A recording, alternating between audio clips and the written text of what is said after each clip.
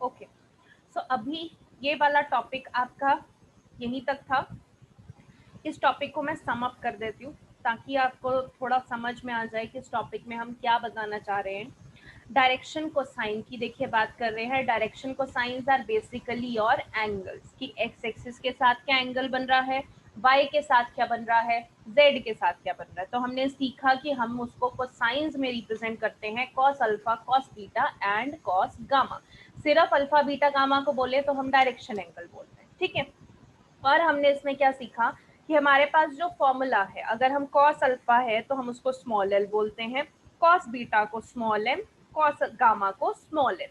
और हम इसका फॉर्मूला कैसे लिख सकते हैं, बेस अपॉन हाइपोटेन्यूज यानी एक्स बाय आर, और कॉस बीटा को Y by R, cos gamma को जेड बाय आर। और हमने क्या सीखा कि जो डायरेक्शन रेशियोज होती हैं वो बेसिकली क्या होती हैं कि अगर हम ए बी सी नंबर को प्रोपोर्शन में लिख दें डायरेक्शन को साइंस के, डायरेक्शन को साइंस यानी कि L M and N, they are your direction cosines. अगर हम ए बी सी को डायरेक्शन को साइंस के साथ प्रोपोर्शन में लिख दें तो हम उनको डायरेक्शन रेशियोज बोलते हैं, ठीक है। सो ये आपके पास अभी तक हमने पढ़ा है, ठीक है। अब देखिए आगे आपके पास आते हैं टाइप्स ऑफ वेक्टर्स। अब वेक्टर्स भी काफी तरीके के होते हैं, तो समझ लेते हैं कौन कौन से हैं वेक्टर्स हमारे पास। सबसे पहले आता है हमारे पास जीरो वेक्टर। जीरो वेक्टर का मतलब whose initial and terminating point coincide, its magnitude is zero, और ये एनी डायरेक्शन में हो सकता है। मतलब initial point and terminating point वही है, कोइंसाइड मतलब एक के ऊपर एक, तो जहां से शुरू हुआ वहीं पे खत्म हो गया, यानी कोई लेंथ तो उसकी वेक्टर की आई नहीं। जब लेंथ नहीं होगी यानी कि कोई मैग्नीट्यूड उस वेक्टर का नहीं होगा। और ये वेक्टर कौन सी डायरेक्शन में होगा ये कौन बताएगा, कोई भी नहीं बता सकता। वेक्टर किसी भी डायरेक्शन में हो सकता है जो जीरो वेक्टर है, ठीक है। दूसरा हमारे पास वेक्टर आता है यूनिट वेक्टर, ठीक है। अब यहाँ पे यूनिट वेक्टर से आप देखिए, यहाँ पे मैं वन की बात नहीं कर रही हूँ, इट्स मैग्नीट्यूड इज यूनिटी, ठीक है। यूनिटी मतलब वन यूनिट, वन नहीं है यहाँ पे यूनिट। यूजुअली हम यूनिट को क्या एज्यूम कर लेते हैं, यूनिट मतलब वन, वन नहीं है यहाँ पे, हम वन यूनिट की बात कर रहे हैं। मान लीजिए आप एक बोल रहे हैं कि हमारे घर से लेके हमारे ऑफिस तक 20 किलोमीटर का डिस्टेंस है, ठीक है। सो मैं अगर 1 किलोमीटर को 1 यूनिट मान रही हूँ यानी वो 20 यूनिट्स हो गई, 20 किलोमीटर, ठीक है। सो यूनिट वेक्टर की पहले तो जो मैग्नीट्यूड होता है वो यूनिटी में आता है, यानी हम उसको यूनिट्स में काउंट करते हैं। यूनिट्स मतलब कुछ भी हो सकती है आपकी, किलोमीटर, मीटर, सेंटीमीटर, कुछ भी हो सकती है।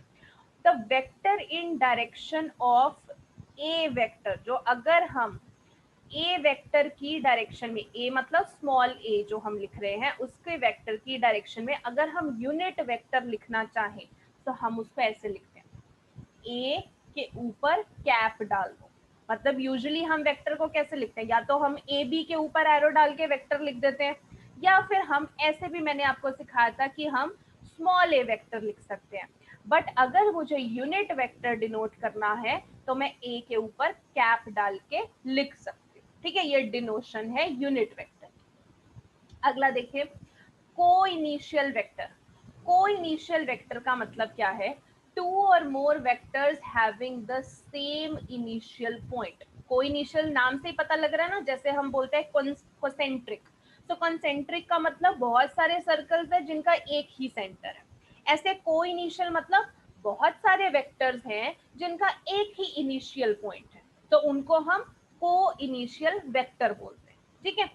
अगला हमारे पास आता है कोलिनियर वेक्टर। अब नाम से कोलिनियर से हमें क्या समझ में आता है कि यहाँ पे सब एक ही लाइन में होंगे, ठीक है। बट वेक्टर में कोलिनियर का मतलब वो नहीं है। वेक्टर में कोलिनियर का मतलब क्या है, पैरेलल वेक्टर्स। अब पैरेलल वेक्टर का देखो ये भी समझो, हम सोचते हैं पैरेलल वेक्टर मतलब अगर पहले वाला वेक्टर टुवर्ड्स राइट जा रहा है तो दूसरे वाला भी राइट जाएगा तो ही पैरेलल होगा, नहीं, जरूरी नहीं है। अगर पहले वाला देखिए लेफ्ट जा रहा है और दूसरे वाला टुवर्ड्स राइट जा रहा है डायरेक्शन, तो भी ये पैरेलल वेक्टर्स हैं, ओके। अगर यहाँ पे थर्ड केस देखिए, ये राइट जा रहा है ऊपर वाला वेक्टर, नीचे वाला लेफ्ट जा रहा है, तो भी तो ये पैरेलल ही हुए। तो ये तीनों केसेस देखो, तीनों में मैं पैरेलल वेक्टर्स ही बोलूंगी, ठीक है। सो यहाँ पे डायरेक्शन मैटर नहीं करती है कोलिनियर वेक्टर में, आपके पास वेक्टर्स पैरेलल होने चाहिए। सो जो भी पैरेलल वेक्टर्स होंगे हम उन्हें कोलिनियर वेक्टर बोलेंगे, ठीक है। नेक्स्ट आपके पास आते हैं इक्वल वेक्टर्स। इक्वल वेक्टर्स का मतलब क्या है कि अगर वेक्टर्स का सेम डायरेक्शन है एंड सेम मैग्नीट्यूड है, उनको हम इक्वल वेक्टर्स बोलते हैं। मतलब अगर मेरे पास एक वेक्टर ए है, एक वेक्टर बी है, तो एक ही डायरेक्शन में जा रहे हैं और एक ही मैग्नीट्यूड। मान लीजिए ये मैंने ए वेक्टर बनाया, इसका मैग्नीट्यूड मान लीजिए 5 है, 5 इसको मैंने यूनिट दे दी। दूसरा मेरे पास ये बी वेक्टर है, इसका भी मैग्नीट्यूड मेरे पास 5 है। तो सिर्फ डायरेक्शन ही नहीं, डायरेक्शन तो दोनों की सेम है ही है, दोनों का मैग्नीट्यूड लेंथ भी 5 है। तो यानी कि इसको मैं क्या बोलूंगी, इक्वल वेक्टर, ठीक है। Negative of a vector, negative of vector का मतलब है कि मैग्नीट्यूड तो दोनों का सेम होगा बट डायरेक्शन ऑपोजिट होगी, ठीक है। मतलब जैसे मैंने ये 5 5 दोनों बोला था कि मैग्नीट्यूड तो दोनों का 5 है, बट मान लीजिए एक की डायरेक्शन इधर को टुवर्ड्स राइट जा रही है और एक की टुवर्ड्स लेफ्ट जा रही है। तो यहाँ पे क्या हो गया, ये वाला वेक्टर नीचे वाले वेक्टर का उल्टा हो गया, नेगेटिव ऑफ वेक्टर हो गया। मतलब अगर आपके पास एक ए वेक्टर जा रहा है, दूसरा नेगेटिव ऑफ ए जा रहा है, मतलब उल्टे डायरेक्शन में जा रहा है, तो ऐसे को हम नेगेटिव ऑफ वेक्टर बोलेंगे। मैग्नीट्यूड सेम होती है, लेंथ सेम रहेगी, पर डायरेक्शन ऑपोजिट होगी, ठीक है। तो ये हमें कुछ वेक्टर्स हैं जो हमें अभी नए नए सीखने पड़ेंगे। जैसे आपने उसमें मैट्रिसेस में सीखा था कि काफी तरीके के मैट्रिसेस होते हैं, हमने कभी नहीं पढ़े थे बट अभी आ गए ना, ऐसे ये वेक्टर्स भी आ जाएंगे, कभी नहीं पढ़े आ जाएंगे। आसान चैप्टर है, पहली बात वो मुश्किल चैप्टर नहीं है, ये बस आपको नया है, आपके लिए अभी फर्स्ट टाइम आप इसको देख रहे हैं, देन आपको लग सकता है कि ये क्या चीज है, बट मुश्किल चैप्टर नहीं है, आप आराम से इसमें स्कोर कर सकते हो। बस आपको टर्म्स याद रखनी है, ठीक है। तो अब आपको अगर मैं एमसीक्यू की बात करूं तो एमसीक्यू में इसमें क्या क्या आ सकता है, ये जो सारे मैंने अभी समझाए हैं ना, इनकी एग्जांपल्स दे दे के वो आपको एमसीक्यू में पूछ सकते हैं, इनमें से जीरो वेक्टर कौन सा है, इनमें से यूनिट वेक्टर कौन सा है, तो ये आपको बता सकते हैं, ठीक है। अब ये हमने सीखे कि किन किन तरीके के वेक्टर होते हैं, ये अभी एक क्वेश्चन से भी डिस्कस कर लेते हैं। ये मैंने आपको एक फिगर बना दी, ठीक है। अब इस फिगर में देखें, आपके पास ए बी सी डी मैंने वो ले लिए पॉइंट्स, यहाँ पे मैंने डायरेक्शन दी है। देखिए ए से अगर मैं बात करूं, यहाँ पे डायरेक्शन इधर लेफ्ट में जा रही है, यानी बी मेरा इनिशियल, ए मेरा टर्मिनेटिंग। इधर डी से बात करूं तो डी से भी डायरेक्शन ए की तरफ जा रही है। इधर सी से बात करूं तो बी की तरफ डायरेक्शन जा रही है, डायरेक्शन पे ध्यान देना है। डी से बात करूं तो सी की तरफ डायरेक्शन जा रही है, ठीक है। और मैंने चारों को नाम दे दिए कि ये ए वेक्टर है, ये बी वेक्टर है, ये सी वेक्टर है और ये डी वेक्टर है, नाम दे दिए, ठीक है।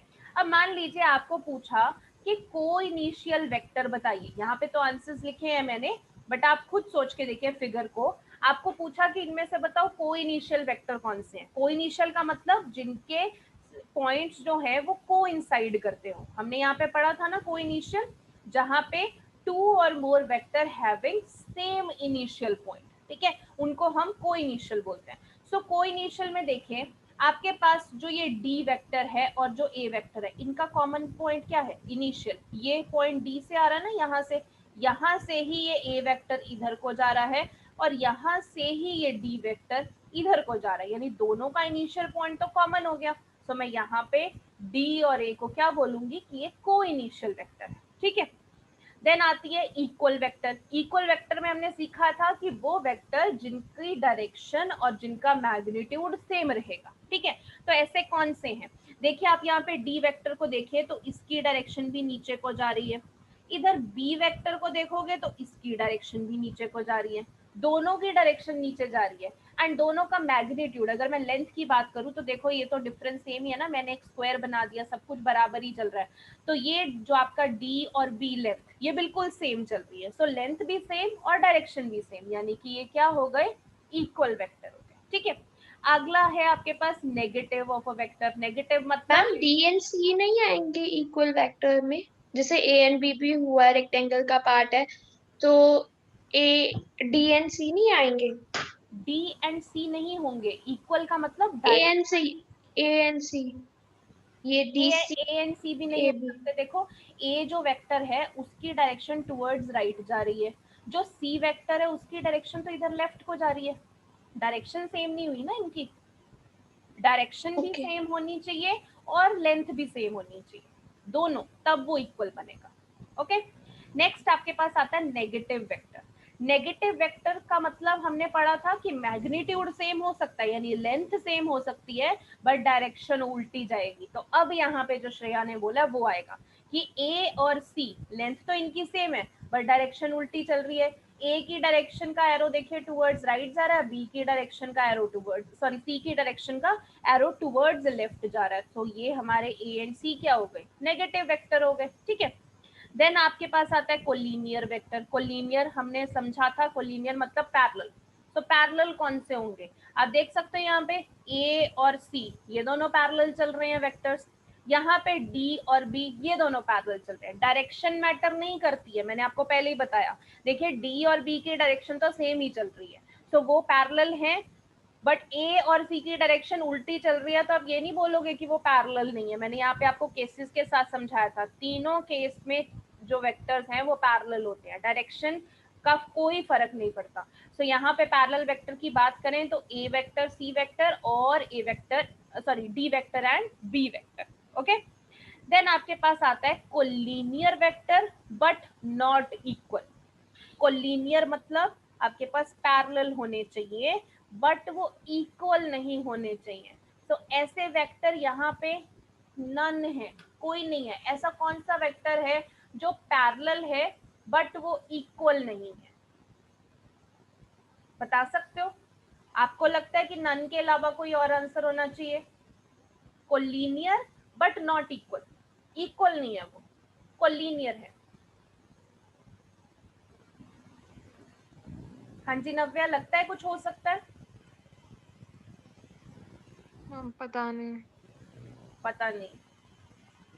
कोलिनियर का मतलब देखो क्या होता है कि आपके पास पैरेलल होने चाहिए, डायरेक्शन मैटर नहीं करती, ठीक है, बट नॉट इक्वल, इक्वल नहीं होने चाहिए। इक्वल का मतलब क्या होता है आपके पास, कि आपके पास डायरेक्शन भी सेम जा रही है और आपके पास मैग्नीट्यूड भी सेम आ रहा है, direction and magnitude same.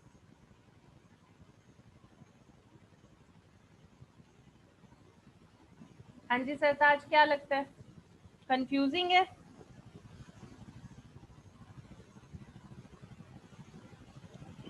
Yes ma'am, थोड़ा सा। ओके, सो आपको क्या नहीं समझ में आ रहा? सबसे पहले तो सभी की बात कर रही हूँ, आपको यहाँ पे बोला है कोलिनियर, कोलिनियर होने चाहिए यानी पैरेलल होने चाहिए, बट वो इक्वल नहीं होने चाहिए। कोलिनियर और पैरेलल, तो कोलिनियर और इक्वल जाएगा नहीं। हाँ जी, ए और बी। ए और बी ये हाँ कोलिनियर है, मैम, कोलिनियर इधर। पैरेलल। अच्छा, नहीं नहीं नहीं, डी और बी। डी और बी, डी और बी की अगर मैं बात करूं तो ये कोलिनियर तो हैं, पैरेलल बन रहे हैं, है ना, but not equal. But D और बी तो हमारे इक्वल वेक्टर्स हैं, सेम डायरेक्शन में जा रहे हैं और सेम ही लेंथ है।